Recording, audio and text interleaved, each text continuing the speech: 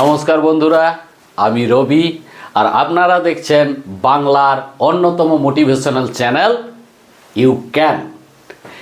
তো বন্ধুরা, আজকে যেটা নিয়ে কথা বলবো সবথেকে গুরুত্বপূর্ণ বিষয় বন্ধু। আজকে যেটা নিয়ে আপনাদের সঙ্গে কথা বলবো সেটা হচ্ছে গিয়ে আজকের যে যুবক, আজকালকার যে যুবকরা খুব ট্যালেন্টেড কিন্তু দেখা যাচ্ছে তারা অরিজিনালি যেটা করতে চাইছে সেটা করতে পারছে না। অথচ তাদের মধ্যে না পরিশ্রমের কম আছে, না ট্যালেন্টের কম আছে, না বুদ্ধির কম আছে, কিন্তু তবুও দেখা যাচ্ছে আজকালকার অধিকাংশ যুবক সফল হতে পারছে না।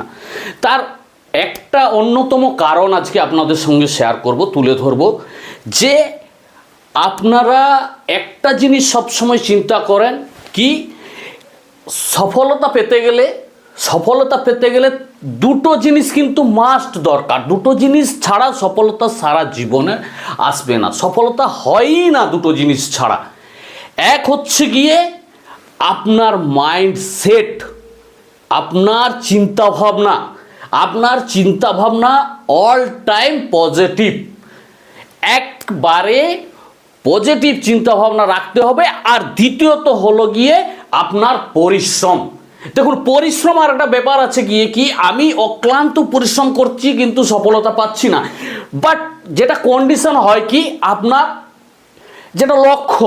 যেটা লক্ষ্য ধরুন আপনার লক্ষ্যটা এই সাইডে রয়েছে, আপনি অবিচল এদিকে চলে যাচ্ছেন, অক্লান্ত পরিশ্রম করছেন কিন্তু বাট লক্ষ্য আপনার এখানে লক্ষ্য রয়েছে, তাহলে কি আপনি সফলতা পাবেন? নিশ্চয়ই পাবেন। এইবারে কিছু আজকালকার যুবকদের মধ্যে দেখা যাচ্ছে যে ওরা ডিসাইড করতে পারছে না যে বন্ধু কি করব, আমি কোনটাতে সফল হব, কোনটা করব। আগে নিজেকে চেনো বন্ধু, নিজের মধ্যে কি ট্যালেন্টটা আছে সেটা নিজেকে আগে দেখতে হবে এবং তারপরে আপনাকে মন স্থির করতে হবে। আজকালে মনের অস্থিরতা যুবকদের মধ্যে প্রচুর পরিমাণে দেখা যাচ্ছে যুবকরা অস্থিরতায় ভুগছেন যে অরিজিনালি সঠিক পথটা কি, আমি কোনটা করব না। তো এই নিয়ে আপনাদেরকে একটা এক্সাম্পল দিয়ে আমি বোঝানোর চেষ্টা করছি যে মনকে আপনাকে স্থির করতেই হবে। আপনি এক জায়গায় যদি না ফোকাস করেন তাহলে কোনো মতে আপনার সফলতা পাওয়া সম্ভব নয়। তার কারণ হচ্ছে গিয়ে আপনাকে একটা এক্সাম্পল দিয়ে বোঝাচ্ছি। দেখুন, এটা আমার হাতে একটা কাগজ রয়েছে, জাস্ট কাগজ, অন্য কিছুই নয়। আমার কাছে এখন আতস কাঁচ নেই, আমি এই পেনটাকে আতস কাঁচ আপনারা ধরে নিন, ঠিক আছে? আমার পেছনে সূর্য আছে, এটা আতস কাঁচ, আর এটা হচ্ছে গিয়ে কাগজ, ঠিক আছে? এবার কাগজটায় আমি যদি সূর্যের ফোকাসটা আতস কাঁচের উপরে দিয়ে আমি কাগজটায় কনস্ট্যান্ট যদি ধরে রাখি, কতক্ষণ পরে কাগজটা জ্বলবে বন্ধুরা? 2 মিনিট, 3 মিনিট কি 4 মিনিট, এর মধ্যে কাগজটা জ্বলে যাবে।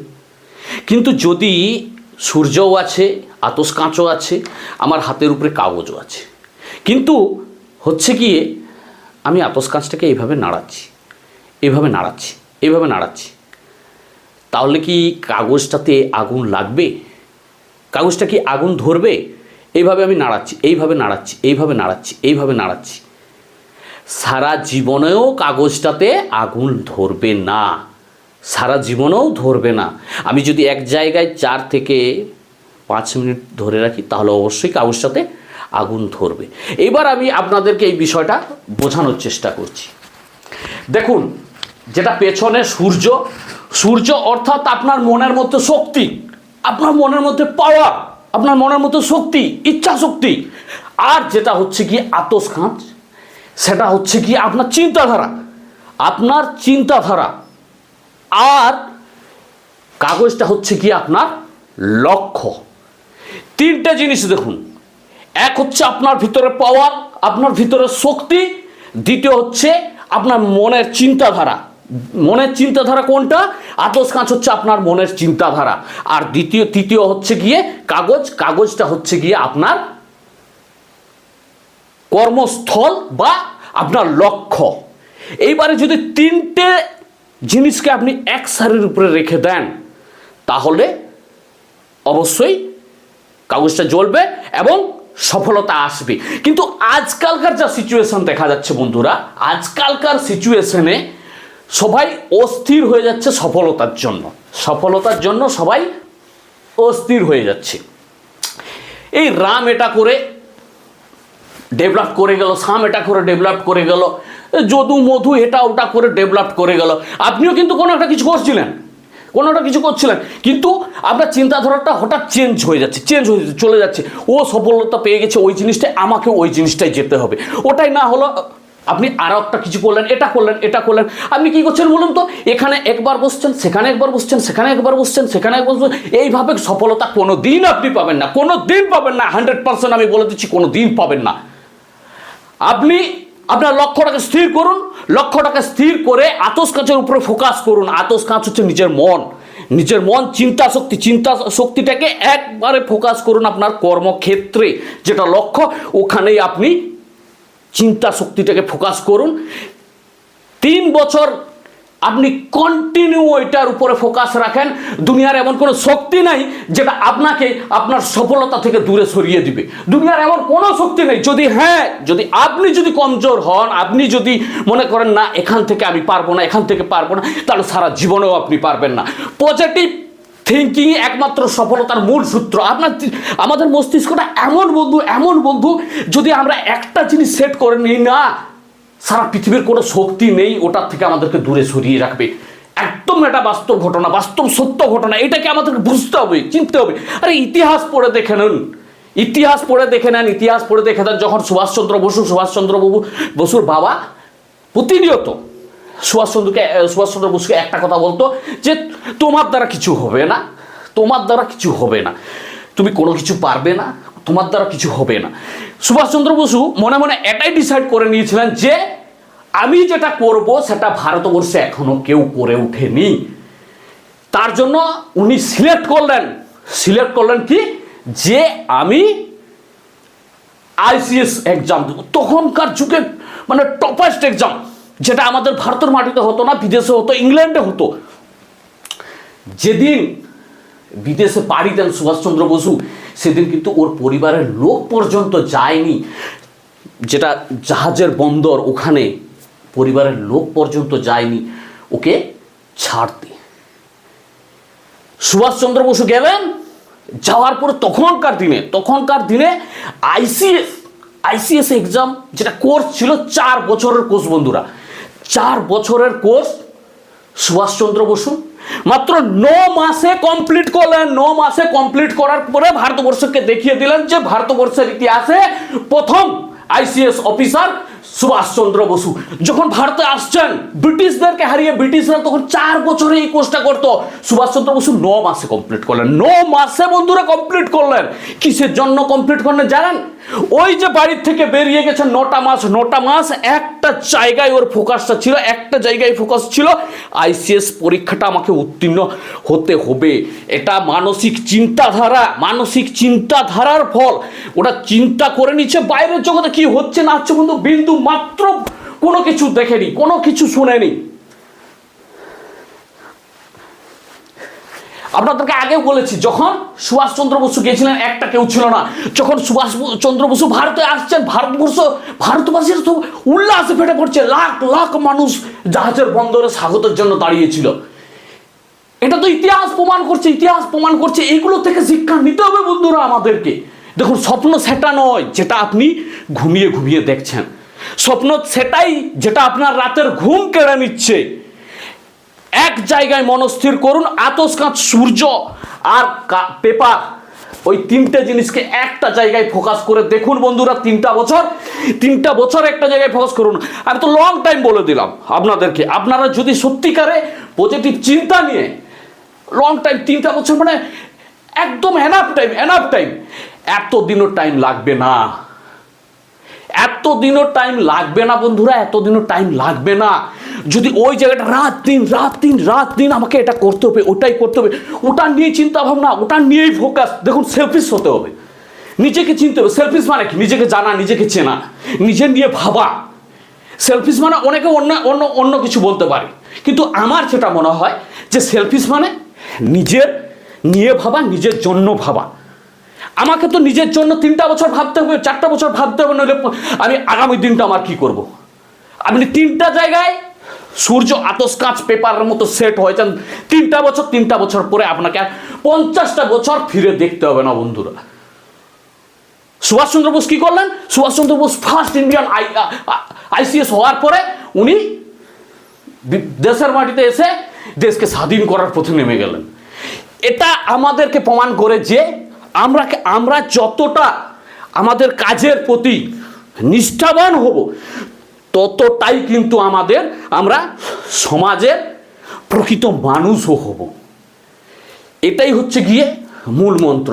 আজকালকার আপনারা ভাবছেন যে এখানে করলে লাভ হতো, ওখানে করলে এগুলো একদম মাথা থেকে ঝেড়ে ফেলুন। এই সব করে আজকে যুব সমাজটা অনেকটা পিছিয়ে গেছে। আরে চাকরির জন্য চেষ্টা করছেন, চাকরি হলো তো ঠিক আছে, চাকরি না হলো তো কে যায় আসে? দুনিয়ায় কত পার্সেন্ট মানুষ চাকরি করছে আপনি দেখুন। আপনি যদি চাকরি মানে আপনার প্যারেন্টস, বাবা মা যদি চাকরি করে থাকে, আপনারা এক কাজ করবেন, আপনার বাবা মা যদি চাকরি করে থাকে একদিন সন্ধ্যাবেলা, সন্ধ্যের সময় যখন ওরা ফ্রেশ হয়ে ফ্রি মাইন্ডে বসবে, ওরা জিজ্ঞেস করবেন তো যে বাবা তুমি যে চাকরিটা করছো এতে তুমি খুশি তো? দেখবে প্রথমে বাবা মা বলবে হ্যাঁ বেটা খুশি নয় তো কি, এতে টাকা আসছে, অমুক আসছে, তসু সে আমাদের চাহিদা পূরণ হয়েছে।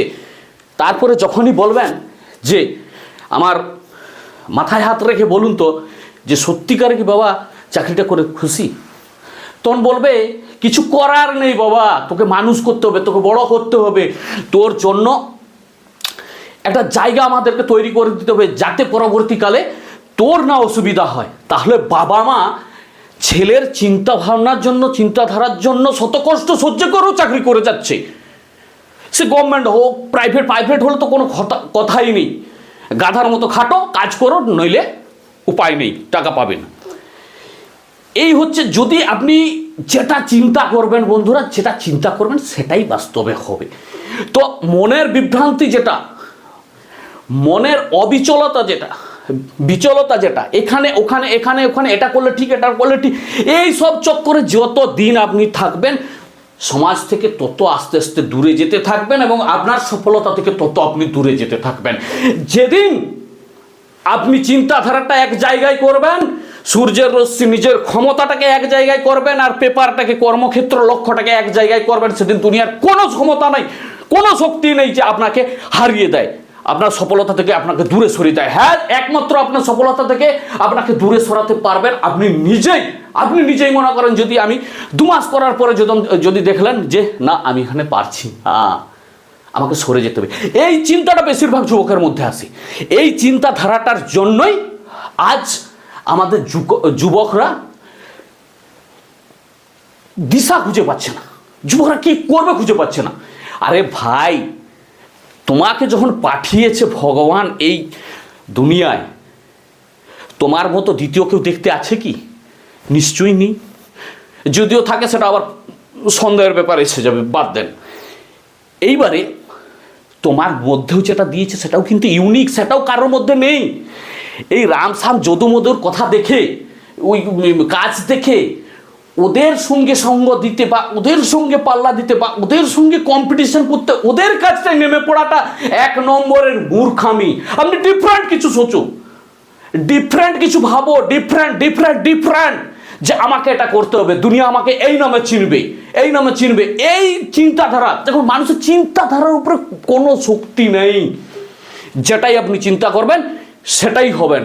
তো আজকে আপনাদের সবাইকে আমি অনুরোধ করবো, যারা ভিডিওটা দেখছেন, যদি ভালো লাগে আপনাদের এই মোটিভেশন চ্যানেলটিকে সাবস্ক্রাইব করে বেল আইকনটি প্রেস করবেন এবং শেয়ার লাইক অবশ্যই করবেন যদি ভালো লাগে। যদি ভালো না লাগে করার দরকার নেই। আমি অন্যান্য ইউটিউবারদের জন্য মতো বলবো না যে আপনি ওটা করুন, আপনার ভালো লাগে, যদি আমার কথাগুলো আপনার জীবনে কাজে লাগে, যদি পরবর্তী ভিডিও আপনি দেখতে চান তো অবশ্যই চ্যানেলটাকে সাবস্ক্রাইব করবেন। তো আজকে মোরাল অফ দ্য স্টোরি কি? মোরাল অফ দ্য স্টোরি, আপনার চিন্তা ভাবনা, আপনার মনের শক্তি আর আপনার কর্মক্ষেত্র বা লক্ষ্য তিনটাকে এক জায়গায় করুন, সফলতা আপনি আপনার কাছে চলে আসবে, আপনি নিজের থেকে চলে আসবে, আপনাকে চাইতে হবে না। ঠিক আছে বন্ধুরা, আজকে এখানে ভিডিও শেষ করলাম। জয় হিন্দ, জয় ভারত।